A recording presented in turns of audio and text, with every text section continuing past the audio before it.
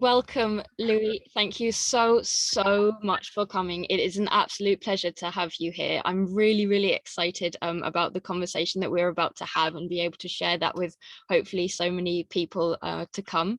But for people who might not have been exploring your work before or might not have met you or encountered you, how would you introduce yourself?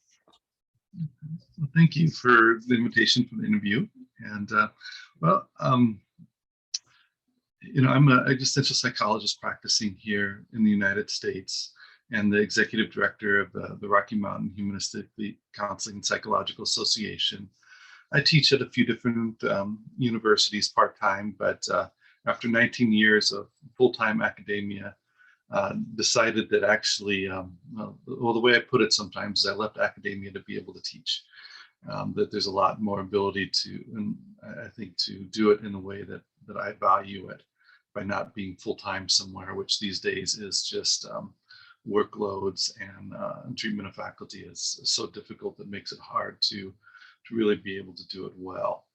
And so that teaching and mentoring, supervising, still a big part of my identity, but I do it as a adjunct faculty at the University of Denver, University of Colorado, Colorado Springs, and Saybrook University, and then through International Institute of Existential Humanistic Psychology, which functions in China, and the Existential Humanistic Institute in the United States, teach there some, and then with the Rocky Mountain Humanistic Counseling and Psychological Association, we're developing a lot of trainings, different things as well. And also one of the projects I'm excited about now is we're working on developing international archives of existential and humanistic psychology that will hopefully help preserve a lot of the history and different things in there. So. Oh my goodness, what's been the process of putting that together, all of the archives? How did you think about that? And what's it like to be doing that? Well, it started in kind of a different way. We started an organization. This is a professional organization, and never intending something like this. And someone had come to us and asked if we were given a sizable donation if we would purchase a building to host an archives. And we thought about it and decided, yeah, we would be interested in that. The money from that never came through. But we decided, well, it's still a valuable project, and it kind of grew over time to where we thought, well, if we can get a building, we got kind of a business plan that we could have, private practices in there that are renting, have the space for the training and the archives there to be able to do some training, and then we're developing a low-fee clinic that'll go with it to provide therapy for uninsured and underinsured people in the community. And that the therapists there will be practicum students that will allow us to provide training in humanistic and existential psychology as well. So it kind of grew over time, and we've had a number of people that have made donations of books and other things, and we hope to continue finding some more.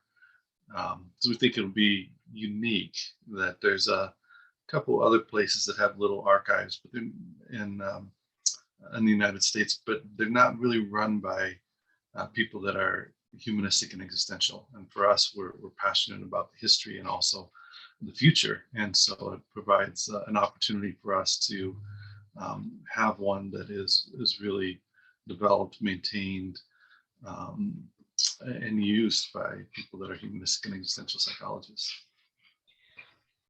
So when I'm thinking of archives, I'm thinking of, really old tomes and gorgeous books like that. And I didn't realize that you were doing a physical one. For some reason, I have no idea why in my head that it was going to be an online one. So I'd be so fascinated to know what kind of books you're bringing in there, because when I'm studying existential, often it's kind of like the same books, a lot of Western like French, Germans, like existentialists and philosophers.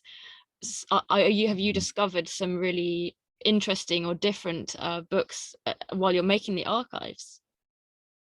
Well, we have some intentions. Right now, we're still working on raising money to get a building. So it's kind of a work in progress. And some of it is through, like, Tom Greening has made some, donated quite a bit of books and materials.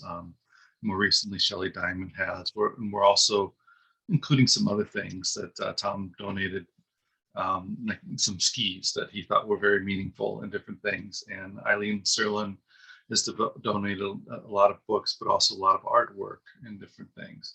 So we're hoping that it will be inclusive of a lot of things, but we want to really develop a lot of books that could be considered existential from around the world, including some that maybe wouldn't always be recognized. So, and some of it might be a little bit over time that I've already got planned that someday my entire library will go. So I'm at times I'm expanding some of my own library that will become part of that. With a lot of writings from Lushine in China, for example, think he's a really important voice to be included.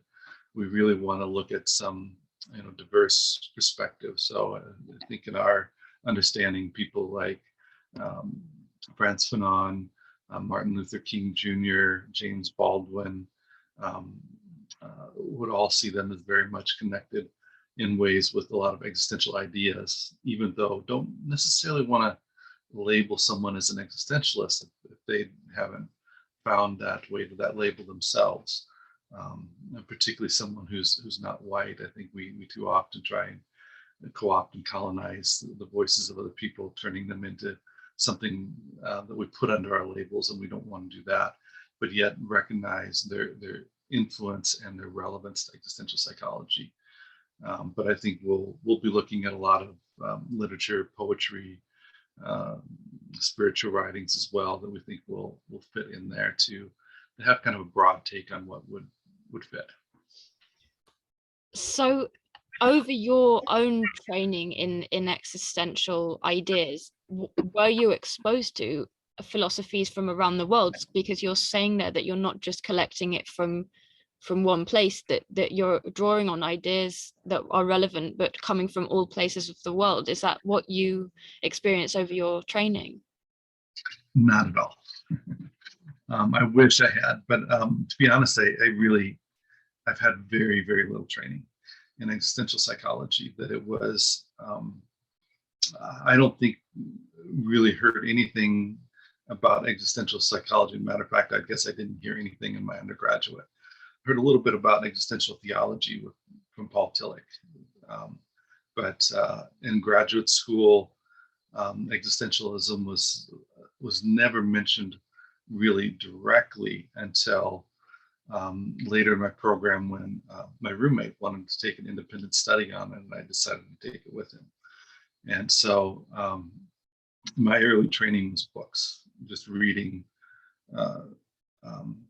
quite a bit over, and the only real training that I had outside of conferences was when I found the Myrtle Heary and Jim Bugenthal. This was after Jim Bugenthal had a stroke, and so his short-term memory was really impacted. He could only remember, depending upon the date, maybe 15 to 40 minutes in time. But so went through a training with Jim and Myrtle, which was a wonderful training, one that I highly recommend for a lot of students to. But it was very focused on therapy, so it wasn't a broad exposure to the literature. But it was the first time that I had colleagues that were people, not books, and so it was pretty exciting for me there. But the learning about the theory has primarily been through books for me, conversations, and increasingly over time conferences. Imagine if your roommate had never decided to do that, and you'd never discovered that all of these things that you've created might not have come into existence. So what if you hadn't kind of had lots of training on it over your more formal studying? Why has existentialism become such a big part of your world now? What was it about it? I think the summary of it, the short summary would be because it's who I am. It's who I was before I discovered existential psychology. That in my undergraduate, anything with humanistic psychology that was brought up, it was being are making fun of it. The existential wasn't really mentioned. So the closest I got was probably classes on humanistic. And I remember a professor that I had in a class on Introduction to Clinical Psychology that she just regularly was making fun of humanistic psychology and really misrepresenting it. I now kind of wonder if she ever read a book on humanistic psychology. And so when I went to graduate school, the entire message that I had was, if you're going to make it in this field, you've got to be CBT. I don't think any professor I had that represented psychodynamic, anything else. When Freud was talking about it, as generally derogatory. When Jung was talked about, maybe a little more neutral there, but still not seen as anything practical. The only thing that heard all through my undergraduate was CBT. So I went to graduate school thinking that I was going to be a CBT therapist. Found a professor that was CBT that I wanted to study with, and there was a fair amount of exposure to psychoanalytic, and but because of what I had been taught, there's a lot of resistance to that early on. Now I have a much deeper appreciation for it. But there was a lot of professors that, though they never identified as existential, never talked about existential, they would mention books. So it seems my professors were very fond of saying, this is a book you'll never be assigned in graduate school, but you should read by the time you graduate. And this was Ernest Becker, The Denial of Death, Frankl, Man's Search for Meaning, some books by Paul Tillich. And so I'd been hearing about these, but I had never even heard of Yalom except for briefly in the group psychotherapy class until taking this independent study. And in this independent study, we read through Yalom, and that just opened it up. I think I was becoming, in a lot of ways, very disenchanted with psychology and thinking of it as, this is something that I do as a career and then leave it alone and go do my life, that it was, a 9-to-5 job. And that wasn't what I think initially hoped for in psychology. And so when I discovered Existential, it was like, this is who I am, what I've been trying to formulate in my own thinking, I think, since early in my life. For people that haven't come across, for example, Yalom's work there, which you were saying was pretty influential for you, can you give any kind of an idea about what his work and his offerings are? Yalom's,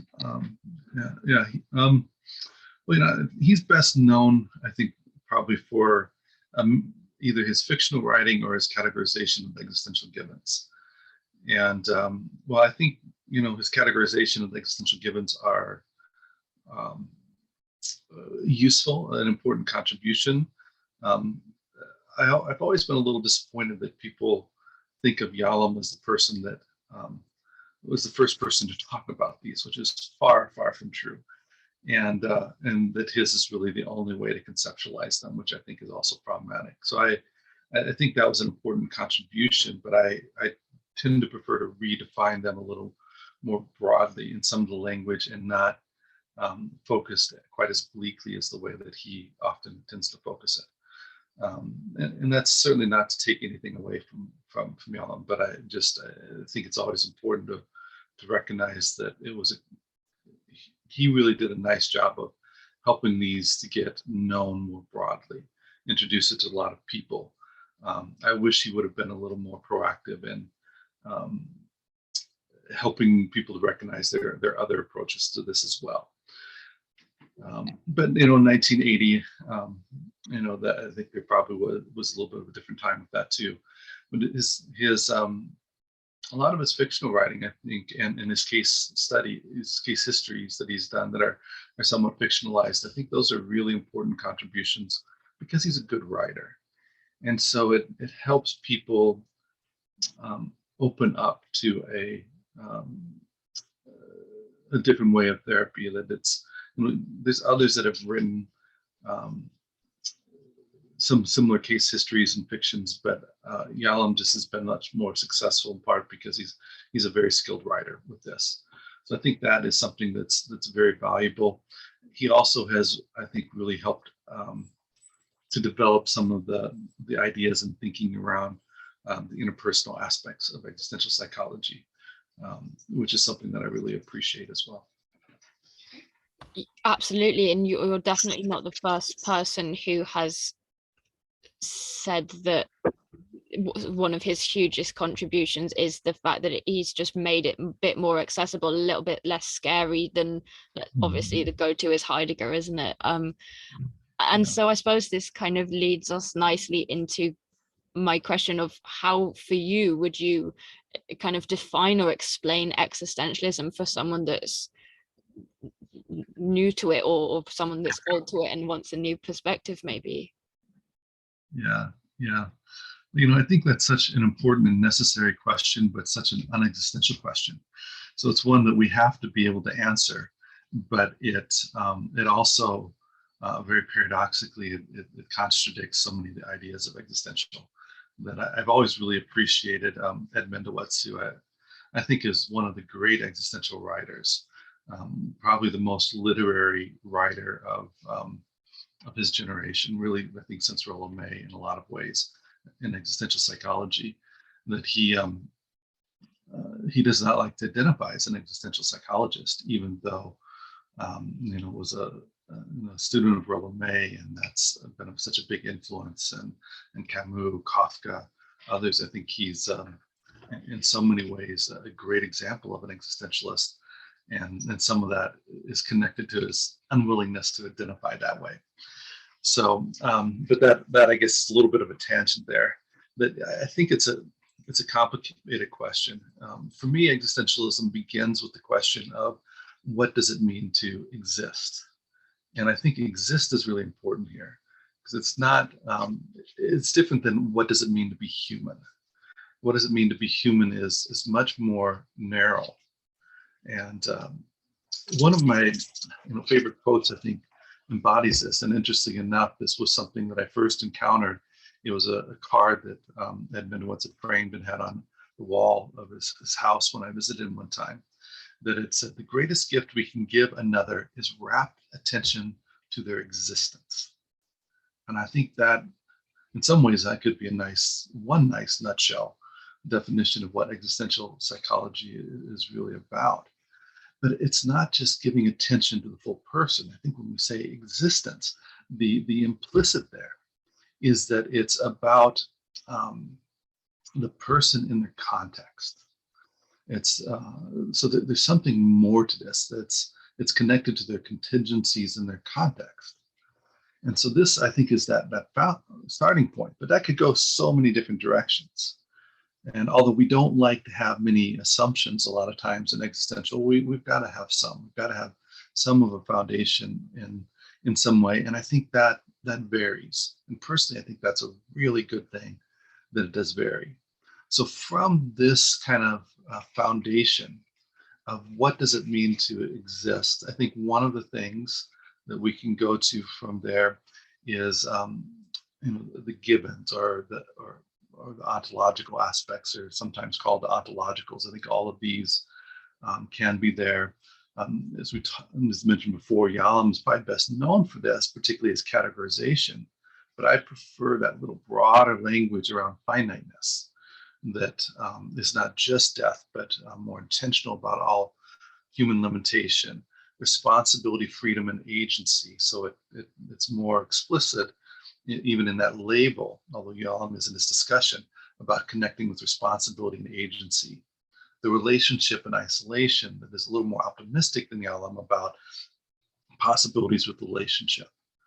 Certainly meaning, embodiment. So I think all these are important things, but these are questions, they're not answers. When we try and turn them into answers, then it's no longer existential psychology. When they're questions, and I think that's part of it, is that so much of existentialism is about the exploration, more so than about the answers. In some ways, before we get to these givens, though, there's even some more foundational assumptions. And for me, the two of these that are really primary, one is dignity, and then the interconnectedness or interboundedness of being human. And with dignity, that is the basic valuing or even sacredness of each person. I think of that as primary. If we can't have that foundation, where we go with that question of what does it mean to exist can go in some very different directions. So for me, that's really foundational. I know that's not for all existentialists, but I think it's really key to me. And the interconnectedness and interboundedness, I'm sure there's a few people that maybe hear that and think, uh-oh, here comes the transpersonal or the metaphysical, but that's not where I'm going with this. It's rather this, this idea, we can see this, I think de Beauvoir was really good at talking about some of these, but it's just the connectedness that my freedom is bound to your freedom. My dignity is bound to your dignity. And if I do something to limit your freedom, I'm limiting my own. If I do something to insult your dignity, I'm insulting my own. So there's this interconnectedness that's based in being human that I think is really critical there. And this, I think, helps us to address some of the problem with individualism that we've had in existential psychology at times, and existentialism in general, which I think always has been, at least in part, due to some misunderstandings and not knowing the thoroughness and the breadth of it. But I think that interconnectedness is really important there. If kind of venture from some of this into that existential psychology, I like to think of it, and this is drawing from Dave Elkins a lot, as a mosaic. There's the idea that there's a number of different themes that are kind of out there that are often connected with existential psychology, such as, it's the relationship that heals. It kind of comes from Yalom. A lot of things that now get called mindfulness, but that Jim Bugenthal was doing without that label well before we kind of colonized that from Buddhism, which is a whole another story that I think is really problematic. But that, there's a lot of these different things that tend to be a part of it, that not any one of those is something that all existential psychologists are going to agree upon. But if you don't agree with, kind of a good portion of those things in this mosaic, it doesn't really fit so much with existential. So I like that idea of the mosaic is important, but being very cautious to not turn anything into kind of a litmus test. And see this sometimes, like the most common one I see a lot of times in the US is the Heidegger litmus test. That if you don't agree with Heidegger, and you haven't referenced Heidegger as a primary authority on something, then it's not existential. This is really problematic, particularly when you look at some of the history of Heidegger and his connection with the Nazis. Do we really want a litmus test around someone that problematic? Certainly, this is not to discount what Heidegger has to offer. But I think when we turn Heidegger into a litmus test for existential psychology, we've just changed it from existential psychology. It's more of a Heideggerian philosophy or a Heideggerian psychology. So I think the mosaic is much broader and more inclusive. And from the different schools of existential thought, you might find different themes kind of with that mosaic that are going to be a little bit more commonly ascribed to. But across the different schools in existential psychology, there's times where those differences are more distinct based on what's kind of clung to in that mosaic, and other times where it's really a stretch to even draw a distinction between the two. I really love the idea of it being a mosaic, and I've also heard of it being called a tapestry before, but this kind of idea that it's not just one idea, nor is it going to be the same idea for every person that experiences it or gets involved with it, but it's going to be just such an incredible beautiful combination of all different things. Yeah, it's part of, one of my worries when we had the first World Congress, and I spoke about this a bit before that Congress, was my fear was that it was going to be this debate over which is the true existential approach or which is the best.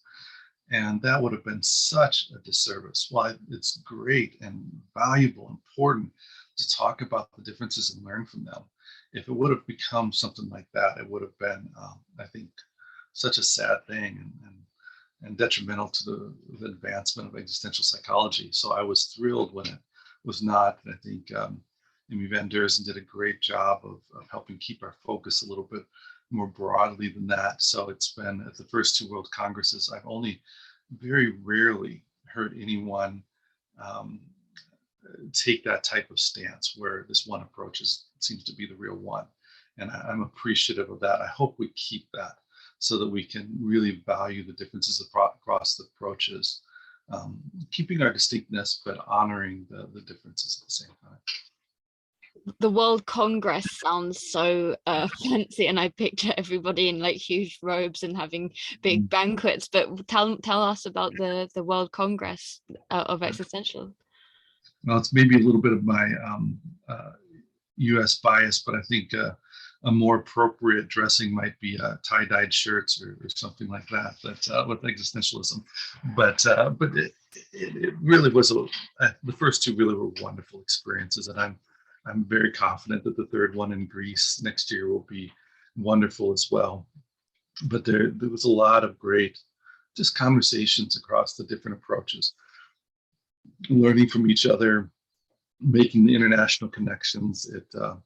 And I think that was one of the really exciting things about it, was the making the international connections where we could learn from each other, learn from culture. I'm hoping that over time we'll see a lot more people coming from Africa, from Southeast Asia, that those I think perspectives were a little bit underrepresented in the first two. And I really hope that begins to shift.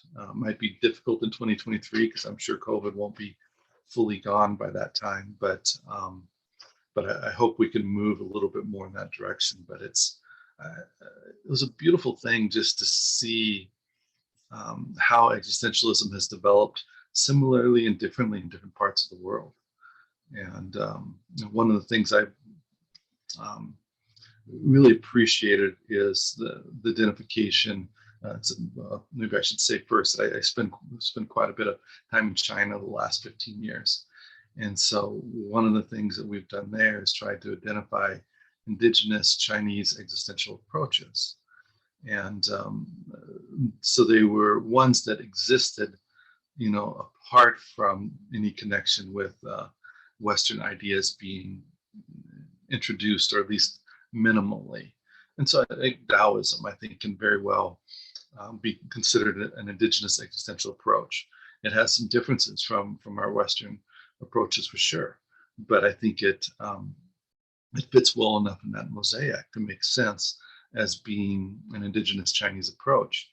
And the one that I've probably been the most involved in is a approach called Zhimian therapy, which was developed by Shui-Fu Wang in China. And Shui-Fu started off as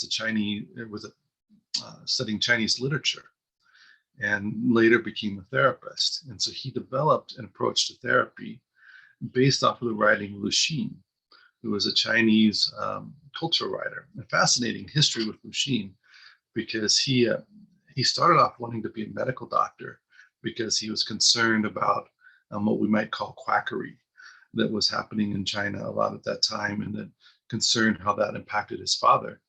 And so he went to Japan to study medicine. And this was a time when China and Japan were at war. And he would go to the theaters and watch updates on the war at the theaters. And there was one time where he saw this famous picture now of there was a Chinese person that was being beaten and maybe killed by Japanese soldiers. And there were all of these people from China that were standing around watching it. And this really disturbed Lu Xun.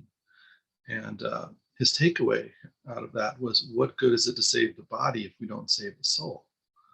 So it shifted from to something a little bit deeper. And he decided that the best way that he could make an impact on this was not as a medical doctor, but as a writer. And so he left medical school, became a writer, A lot of times on the run in China, there was a lot of death threats and different things for him, but he just is a brilliant, amazing writer.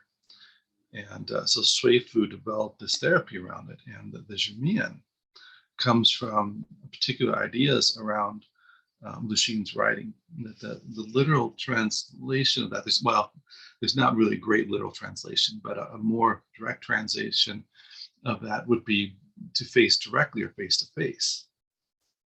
And when first heard that, thought, oh, that was nice. That's nice idea. Yeah, it fits with existential. As heard him talk more about it over a few years, started to recognize how really rich this idea was. That it's, I think, in many ways very Nietzschean, and Lucien's sometimes been called the Nietzsche of China. And he did read some Nietzsche, some others, but Lucien's really his own thinker. I don't think we can attribute these ideas to influences of Nietzsche or anyone else. But it's very Nietzschean in the sense of to face directly.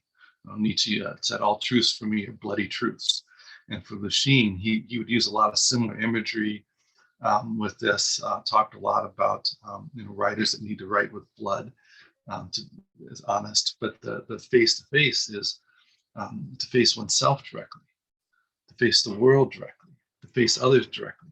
So we see things that parallel to authenticity and genuineness and being honest about the human condition that are all there in the machine, but coming from this very indigenous Chinese perspective that has this interesting mix of greatly valuing Chinese tradition and history and culture, and also being a critic of it, which I think is something Existential does often, is both value and critique at the same time.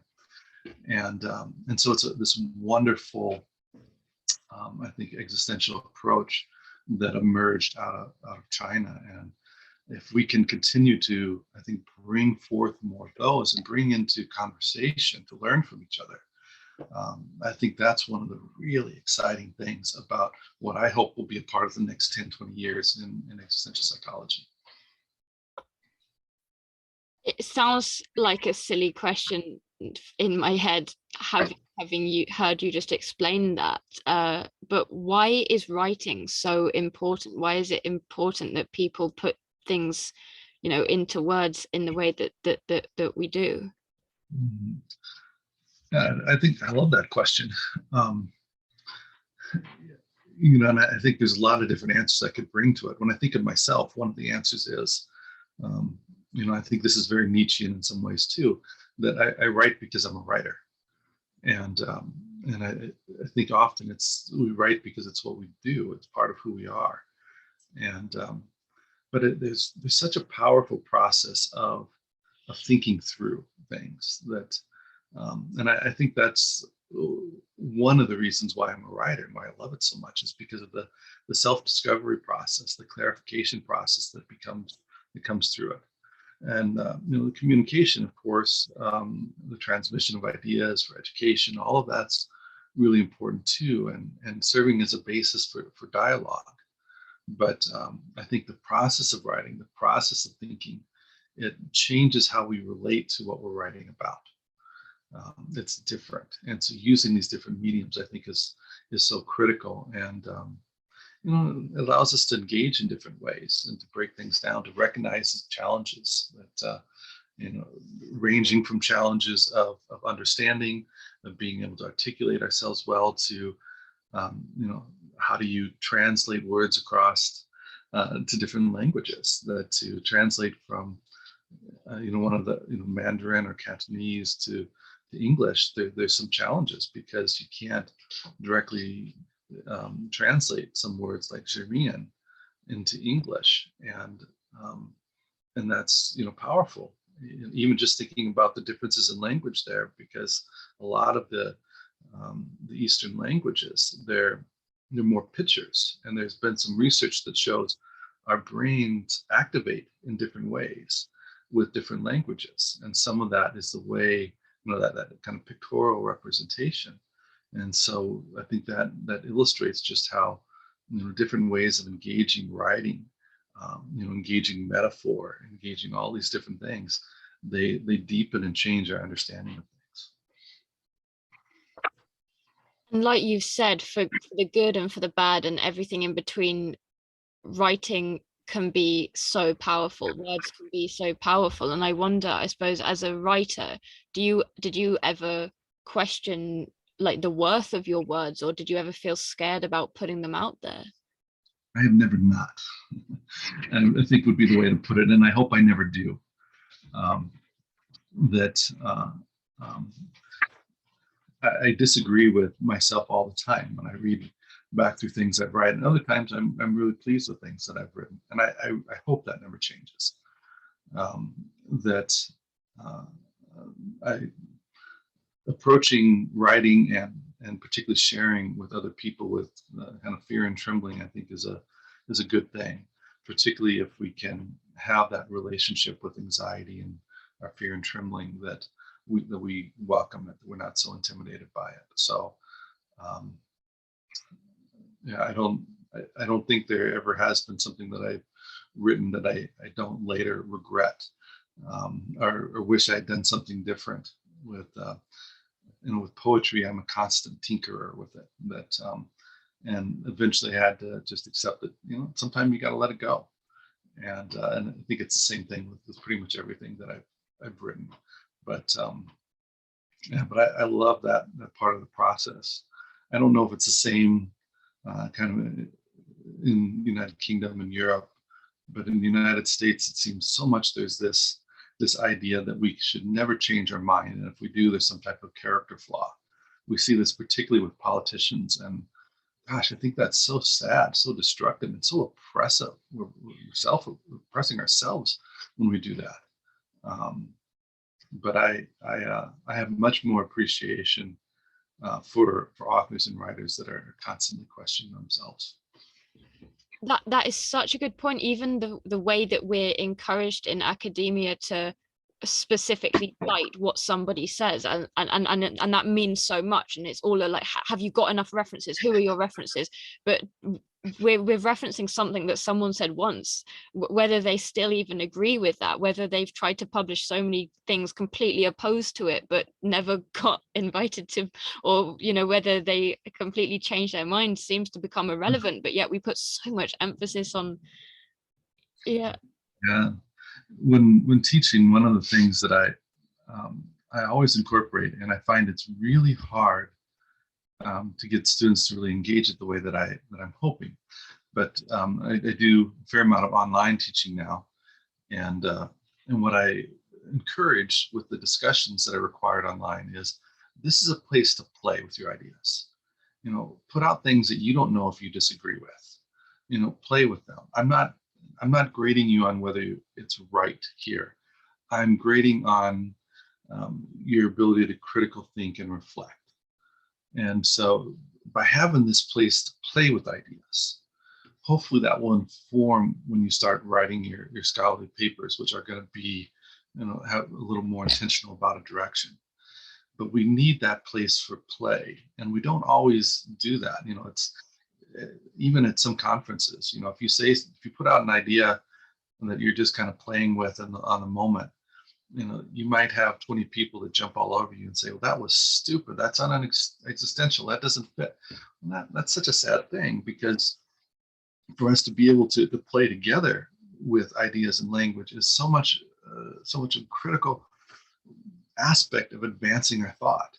But we seem to have such a preference for these refined ideas, and sticking to them, developing them more over time. And I'm not interested in that.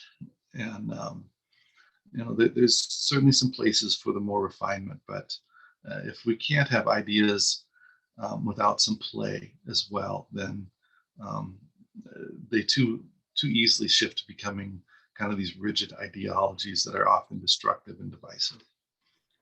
So nice to think of it as play rather than you must do this and then this and then this. And I really, it would be so lovely if people were taught that and encouraged to be able to be creative and to kind of sit with what works, like find out what works within themselves, what inspires them, really inspires them within themselves, and be able to kind of explore that in their essays from a an earlier age or in their academic age, rather than having to really tick the boxes, and for it must be for the markers to be having to mark things where it's all pretty much like really variations over the same thing.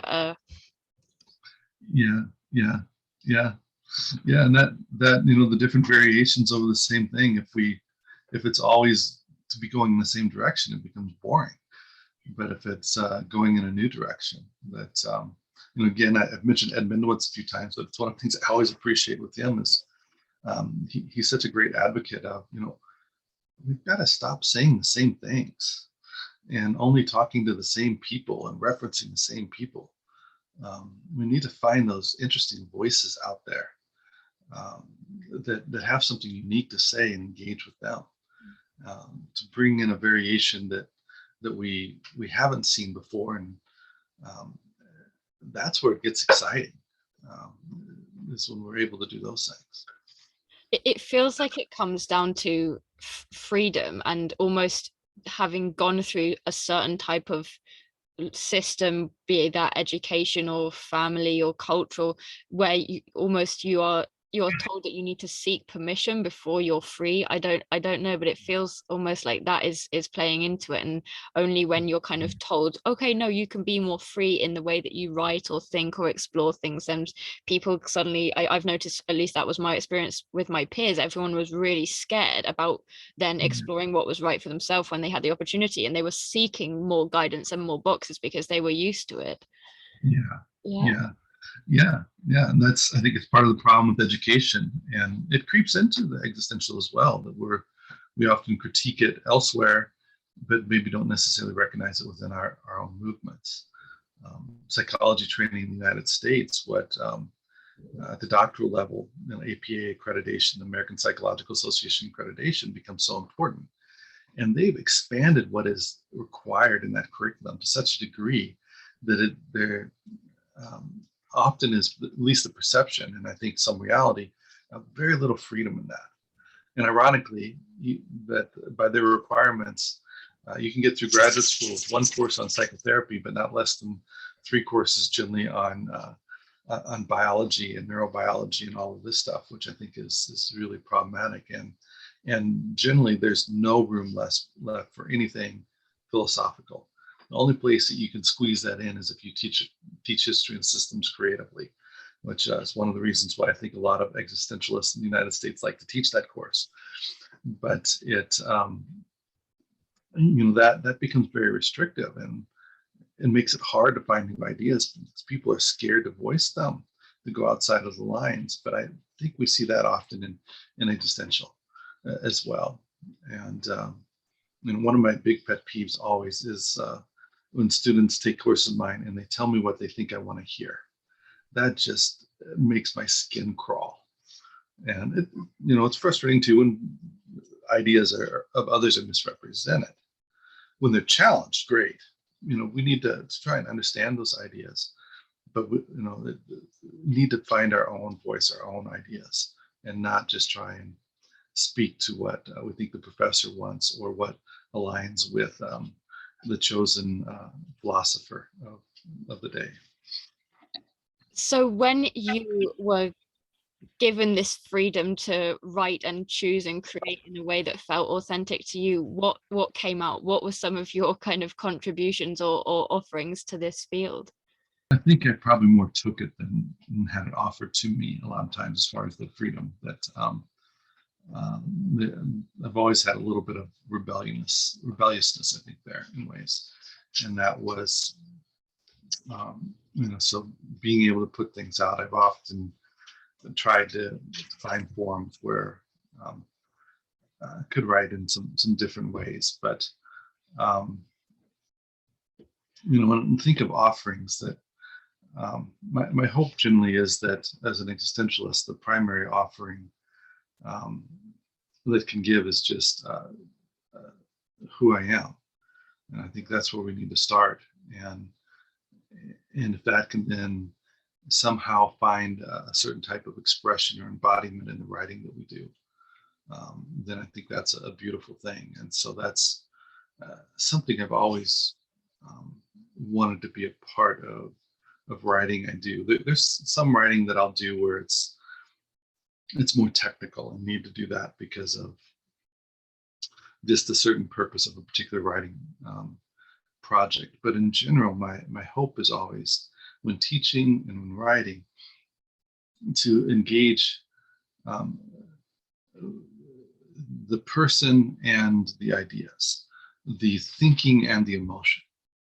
Um, if it's only thinking, I think there's something lacking in that. If it's only emotion, there's something lacking.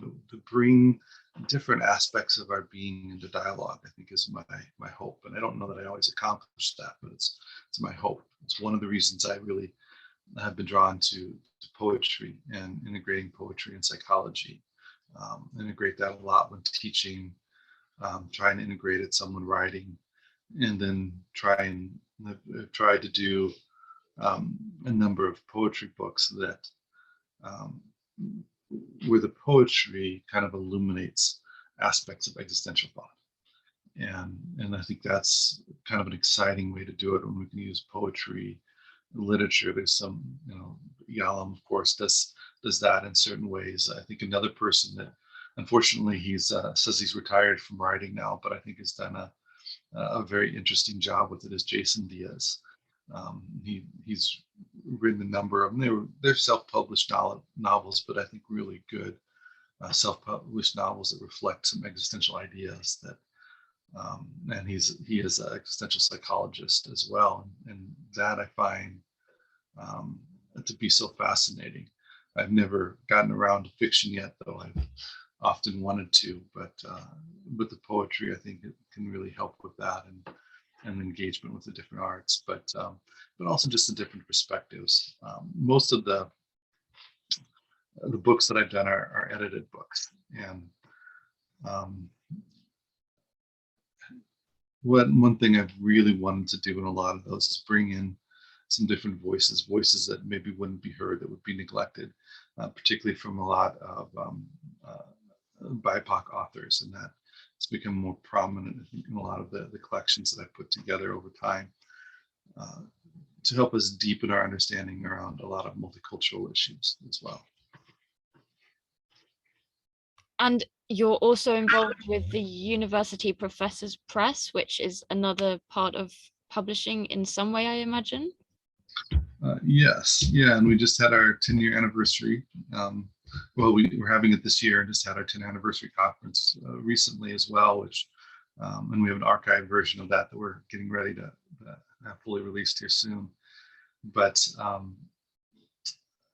yeah, that I think that was in some ways part of the rebelliousness of existential thought, and that's very prominent here in the United States. That I think it tends to be around the world, but in the United States in particular, there really needed to be a lot of rebellion just to get this movement going, and so there've been a lot of people that are kind of drawn to that. But I'd been an editor-in-chief at a university press for a number of years, and when I left that university, a number of people came and said, "Hey, we should start a press together."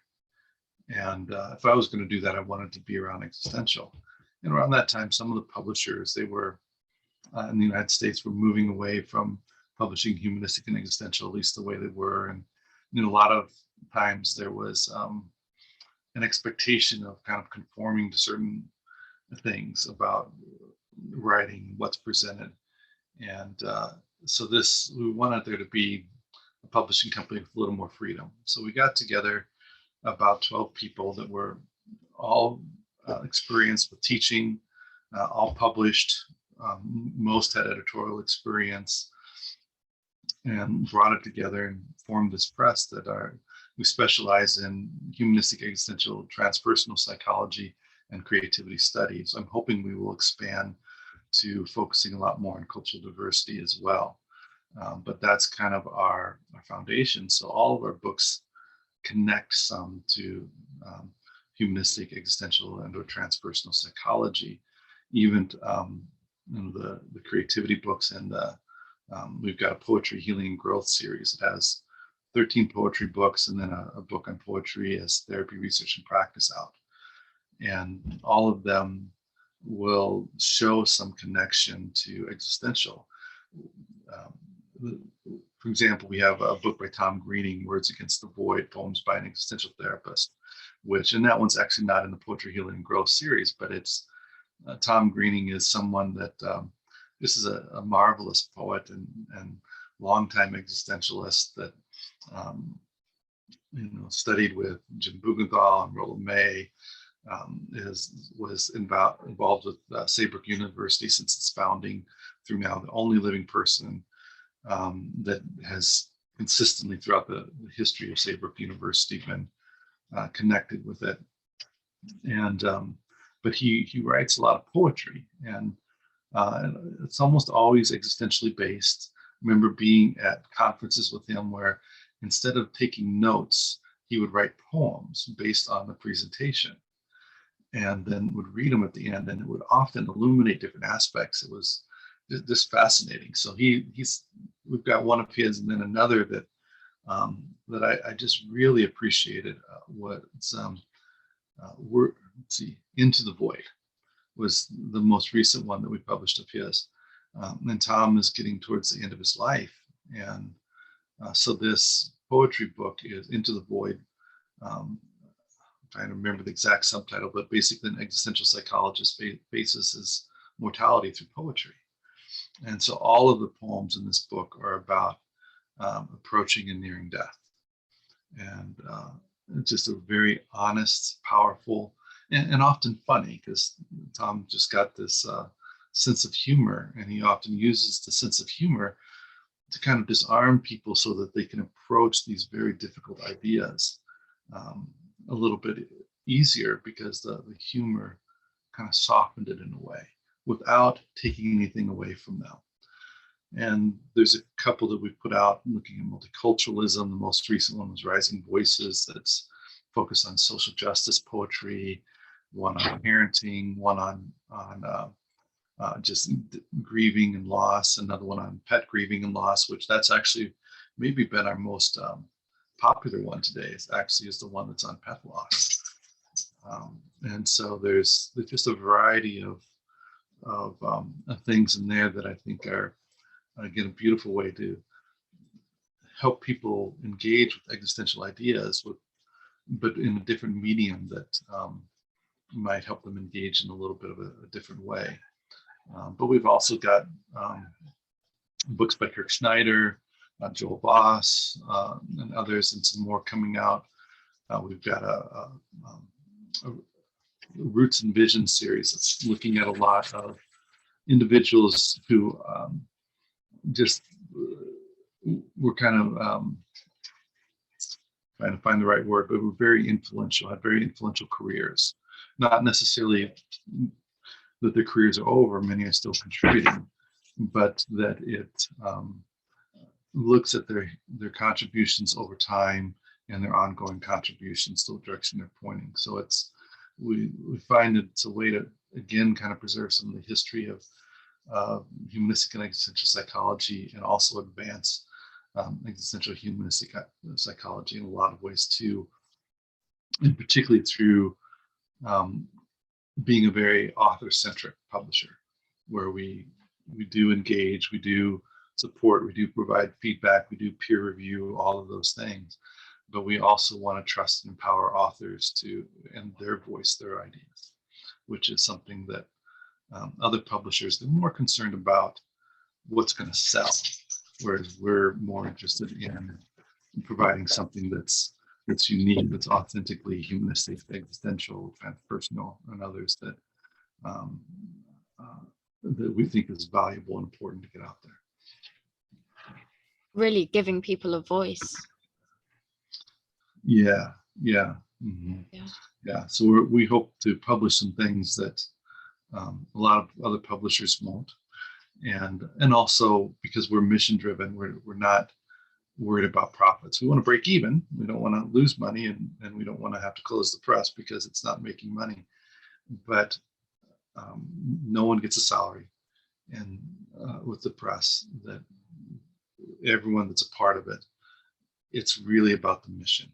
So it's really about advancing humanistic and existential and transpersonal psychology, and outside of person-centered press there in the UK. There's not really many other publishers doing anything like that.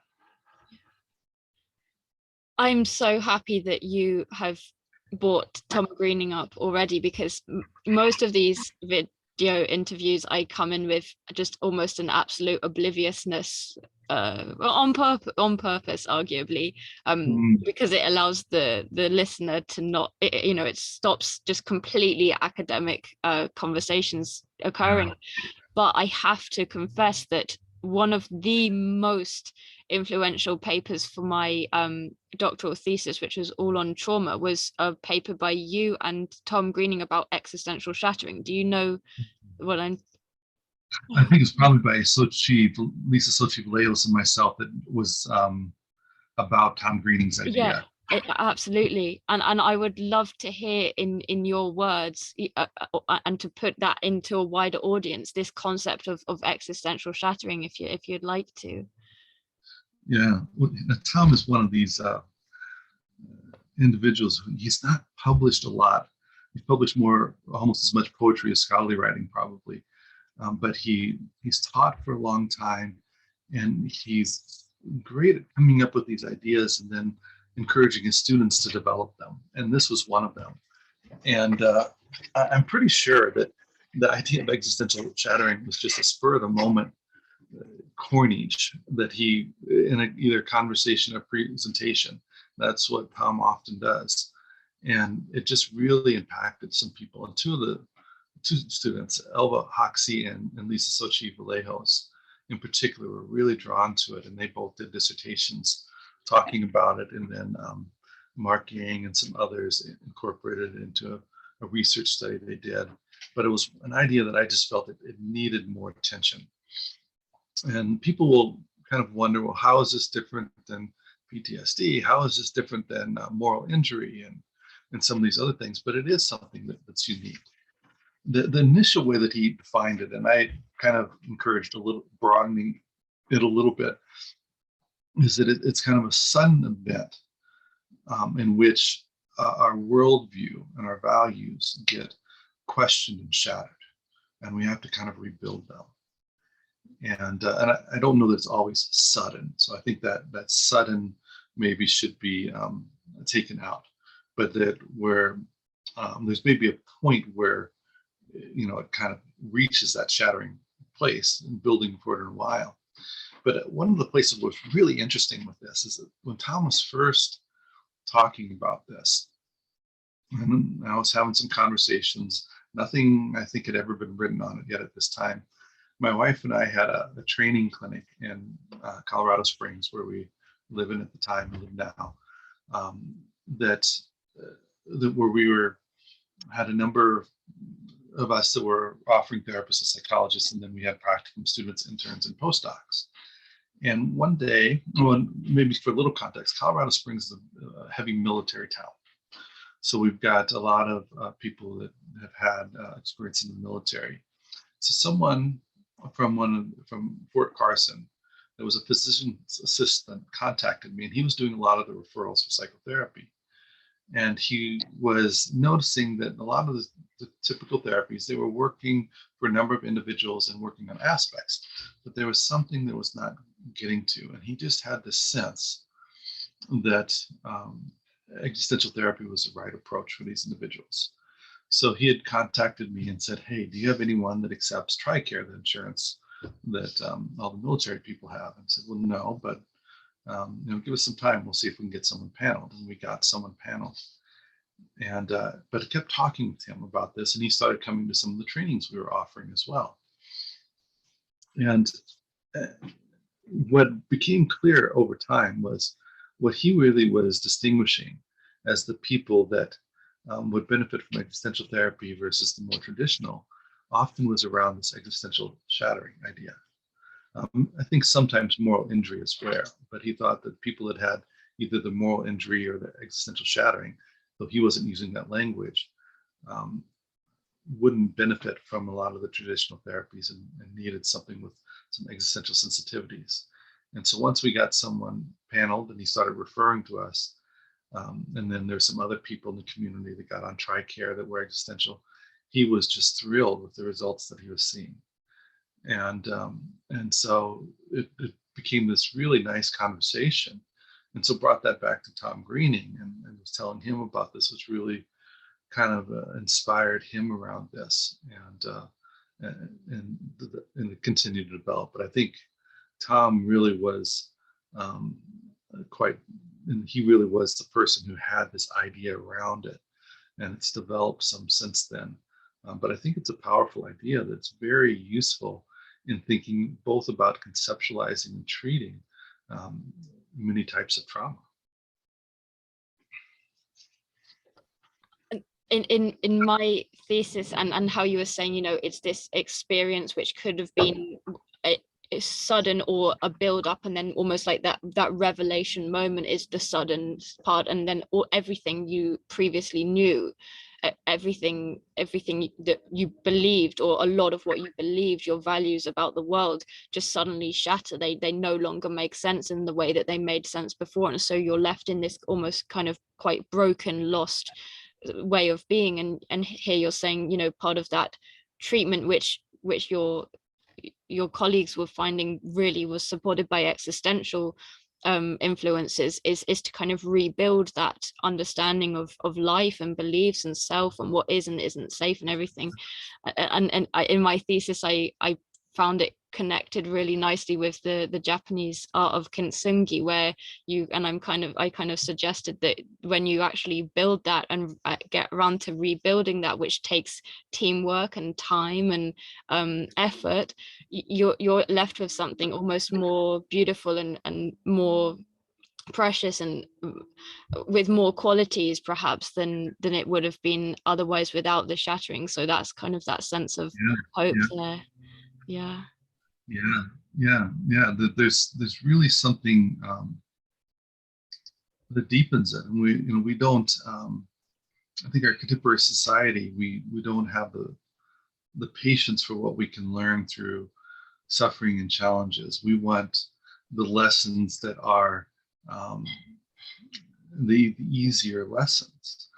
I think that's part of why positive psychology, particularly some of the earlier versions of positive psychology, were so popular. That and it's corrected some now, I think, because of the dialogues, in particular the dialogues with humanistic and existential psychology that have emerged over time. But early on, it was very narrowly focused on the positive, and that that's just I think very problematic. There's another. I was just looking up here too while talking. Another quote by Tom Greening that this is one of my favorite quotes that I think fits kind of with this. And this came from Trent Claypool's dissertation, where he did a dissertation about people's journey to becoming an existential therapist. And Tom Greening was one of the people he interviewed. But the quote is, "I finally went to a concentration camp for the first time in my life last August. I wanted to do that, and I'm glad I did. It was a very powerful experience. It sort of felt like paying one's existential dues. That if you're going to be alive in the 20th century or the 21st century, that you're going to be alive or claim to be alive and had lived in this time, then what should you be aware of or in touch with? There's a whole bunch of existential facts that one ought to really know, embrace, acknowledge, even feel existential guilt about." And he went on to, one of the examples that he used was like that our taxes are being used to kill people. And the challenges around this. But I love that idea of paying our existential dues. That's another one that I hope maybe gets a little bit more attention, because that, it comes back to that Nietzschean idea, that Lucian idea of facing life directly, that we have to be honest about the human condition.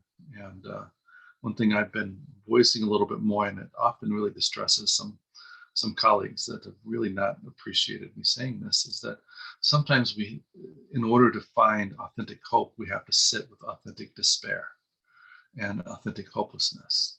And I think that's so critical. I think that's one of these ways of paying our existential dues, is to be able to do that. But it's so terrifying to most people. it seems. And I think that's something that existential psychology hopefully can help change, to help people recognize it's okay to sit with despair. Obviously, we don't want to dwell in it so long that it takes us to the point of, even potentially of suicidal thoughts or things such as this. But if we can learn to be with it until we start to find that hope, we start finding authentic solutions instead of these superficial solutions that we're better at. But we find better solutions when we pay our existential dues. And I think that's what Tom's getting to there. At least what I take from what he's saying is we've got to pay our existential dues if we want to find real solutions. And it's one of my concerns about what I think some other approaches to therapy do, is they're trying to find solutions without ever paying the dues. And I think that's why, certainly that works for a lot of clients. I don't mean to say these approaches are bad, irrelevant, or shouldn't exist or anything, but I think that's why for some clients they end up finding their way to existential psychology after these other approaches, because they're not willing to sit with the suffering, sit with the despair, pay the existential dues to find types of solutions that are richer, fuller, more authentic. It feels like so much of culture, so much of treatment approaches even is in a rush, and life you can't rush, and healing you can't rush, and that's what I kind of take from some of these philosophies as well. So on that note, have there been times, if you'd be happy to share, where in your own life these ideas have helped you through times of suffering or difficult times? Oh yeah, constantly. Um, I think even before I knew what existential psychology was, in a lot of ways, that and I can think of things back even to childhood and college before my exposure to existential psychology, where I was using some of these things in different ways. But um, I think some of them are. I'm trying to think of a good concrete example, and I don't know if one of those will come to mind off the top of my head. And because I think in part because it's something that just live with all the time. But in dealing with a lot of the things that have happened in the United States in recent years, and these are not things that are new things by any means, but they're things that have caught the attention a little bit differently. So I'm thinking of this with Trayvon Martin. Trayvon Martin was a youth in the United States, 16 years old at the time. He was viewed by someone as being suspicious. He was a Black youth that was walking through this neighborhood, viewed as being suspicious, confronted by this man, George Zimmerman. It ended up into an altercation in which the Trayvon was killed, and a little bit later was found not guilty. And this was a devastating thing for me, just in general, but also there was a personal aspect from it, being in a biracial family, and my sons are biracial and will be viewed by most people as Black or African American. And to try and find a response to that, I drew heavily on existential psychology. One of the first things that after that, I remember when the verdict came in, and I think I was naively hopeful that Zimmerman would be found guilty. When it came in, I remember the moment very vividly. I remember exactly where I was standing in our house at the time. But when I saw the verdict pop up on my phone, I let out some, I don't remember what it was, but I think it was some obscenity, something loud. And to the degree where it startled my wife, and she said, what's wrong? It came to me. And just it impacted me quite a bit. At that time, we were living in Alameda, which is an island just off of the coast of Oakland, California, where a lot of the Black Lives Matter movement protests were afterwards, and some of the best known, most influential protests. So we could, from our house, we could, as these were going on, we could see the helicopters. We heard our neighbors complaining about the shutdown of traffic, and were irritated with them about their concern only being about the inconvenience on their driving, and not the death of this young man, and the person who murdered him being set free. And so with that, using some of those strategies that were sitting with it, what I found coming was poetry, and wrote a poem out of that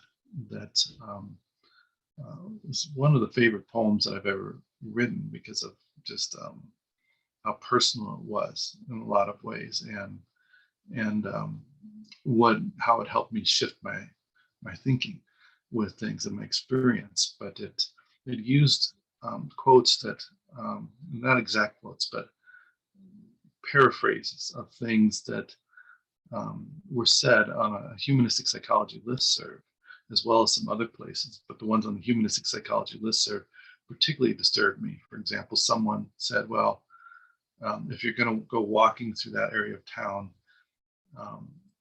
dressed as he was, you better be prepared to deal with what he got, which I thought was an incredibly ignorant and insensitive statement to make. And so a lot of these things that was seeing are coming up. The poem was the way that I processed that. And, it still is one that brings up tears for me a lot of times when I read it, sometimes even just thinking about it because of that. And it led to a couple of other poems. But for me, poetry is such a powerful embodiment of these existential ideas. And there's a couple of poems I wrote also when a dog who was very close to that, in the grief after she died, one right afterwards and one a year later, that for me really embodied a lot of this existential approach. So I think I've been much of my life doing existential poetry therapy without having a name for it, and it's become more intentional over time. So often with myself, I find the poetry is some of what brings that together. Do that. I really hope that people might watch this and feel inspired to engage in that themselves in difficult times, because just hearing you speak there, you can feel, I can feel how meaningful that process was for you. Generally speaking, how can these ideas help people with their well-being? Yeah, I think one of the beautiful things about it is that it is so hard to answer that, because it's different. It's one thing I do in my therapy practice quite often is, well, and some of this is inspired by Yalom. Yalom talks about in a number of different books. I think one of the best ones is one that's not as well known, Every Day Gets a Little Closer, which he wrote with one of his clients. But he talks a lot about what we think made the difference versus what clients think made the difference. And I love that, because it's so often different. And Yalom will talk about, well, I thought it was going to be this brilliant interpretation, but it was, one client said, well, it's when you noticed that I changed my hair that made a difference. And so I think it's a beautiful thing that there's not a clear answer to that it's different for each person. But I believe it's in the relationship. That I think is key. It's in these different relational experiences. And it's not, I think it's got some similarities to what contemporary psychoanalysis talks about as the corrective relational experience, which is a little different than the earlier psychoanalytic idea of the corrective emotional experience. But I think it's along those lines, that it's something often in the relationship that it's about, but it can be different things. And so one of the things I always appreciate is when clients will come in and say, boy, I'm not making any progress. And say, well, let's take a look at that. And we start looking back over and say, what's different from when you first came in? And they started, oh, this is different. That is different. The other day, we was having that conversation with a client, and after he got going, pretty much without me saying much of anything, he went on for about 20 minutes about what was different. And you could just see as he did that how um, his energy rose and felt different. And I think that's the beauty of therapy. It's, we develop, I like Roger's metaphor that of a way of being. We develop a way of being that is healing. And then we trust the client in relationship with us to find their own path to healing. And it's not always what we want to say it is. We have to listen to them about what it is. Certainly, I think there's times where, as Frankel says, that suffering ceases to be suffering when we find meaning, that meaning transforms it. I think that's often part of it. But that meaning is often so much more powerful when it's developed in a relational context, in a searching context. And the searching process, sometimes that understanding that I've seen so many times with clients and in my own experience, where just an understanding completely shifted the emotional experience. And so often the relational context is critical to that. If we don't have even when the discovery comes on our own, that I've found that many times that I'll have this insight where I just can tell it shifted something in me emotionally, and I'll go to tell my wife about it. And when I tell her, I think it's not really much of anything new. It's just a slightly different perspective than before. But the way it impacted me was really new. But there was something about knowing the relational contexts that are there and cultivating them with my wife, with friends that I spend time with, that helps bring that about, so that I don't think it can ever be, rarely ever can it be connected from that relational context. But I'm perfectly comfortable with the not knowing what it really is. I think we've got to provide answers at times for clients to give them faith in the therapy process. I can understand why insurance companies want some type of answer. And I think it's important for us to be able to put that out there. But also, I think it's really critical we don't put too much trust in that, because what is the difference for clients? It's different with every client. And if we can honor that mystery and be comfortable with that mystery, that's where some of the most beautiful things happen in therapy. So for someone who is listening to this going, oh my goodness, you've encouraged me to look into this, but I'm not 100% sure how comfortable I feel about getting involved immediately with books. How would you recommend people to start to engage with existential ideas, or are there any alternative ways? Yeah, I think it's so different from person to person. So when I encounter students that or others that are interested in learning a bit more, I always find I have to get to know them a little bit of what they're looking for first. That it often I will encourage to read some of Yalom's